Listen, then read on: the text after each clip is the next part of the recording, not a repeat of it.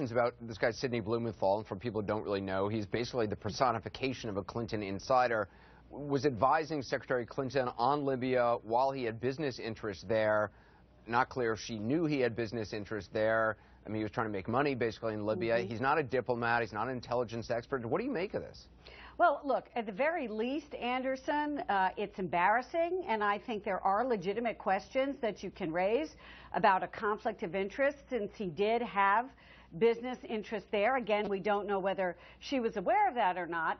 But when you talk to people even inside the Clinton campaign, as I did today, and the name Sidney Blumenthal comes up, they're like, really? Because Sidney Blumenthal is controversial. He's a Clinton partisan. He's been in their orbit for decades.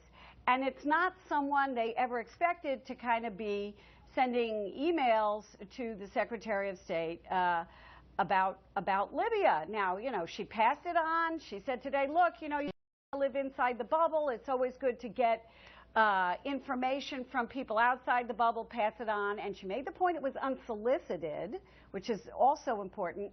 But again, embarrassing at the very least. But I mean, Nia Malika, I mean, he's not a lobbyist, but I mean, it's, you know, it's kind of like as if some lobbyist had an inside track to the person who's going to be president of the United States and is sending them emails saying, oh, this is happening in Libya, and she's passing it on to the diplomats who it seems like are discounting a lot of the stuff that he's saying. A lot of it just apparently seemed to be rumors or just plain wrong.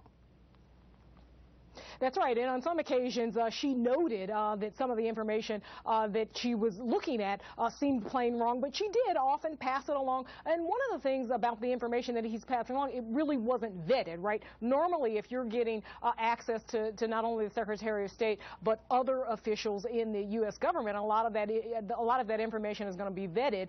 That wasn't the case here. I think somebody like Sidney Blumenthal, he is obviously a consummate Clinton insider, also just a consummate Washington guy. One of the things you often hear about the Clintons is their intense loyalty to folks in their circles, but in this instance, it is certainly in some way seeming to come back to bite them, and you have seen, obviously, conservatives pick this up and say there's something going on in terms of all of these people, all of these circles, whether it's the Clinton Foundation, whether it's the Clinton White House, whether it's the Clinton years in Secretary of State, and that there's all of this sort of swirl of scandal that conservatives are trying to pick up. But if you look at some of the polls so far, it hasn't quite stuck to Hillary Clinton just quite yet. You know, go ahead, Gloria. Here's the interesting thing about Sidney Blumenthal. He actually wanted a job in the Clinton State Department. Right. Hillary Clinton wanted him to have a job in the State Department, and the Obama people said, no way, because they didn't like him because he'd been so partisan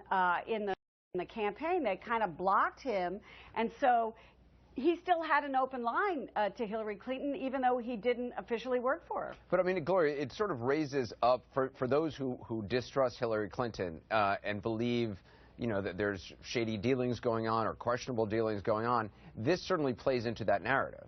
Sure.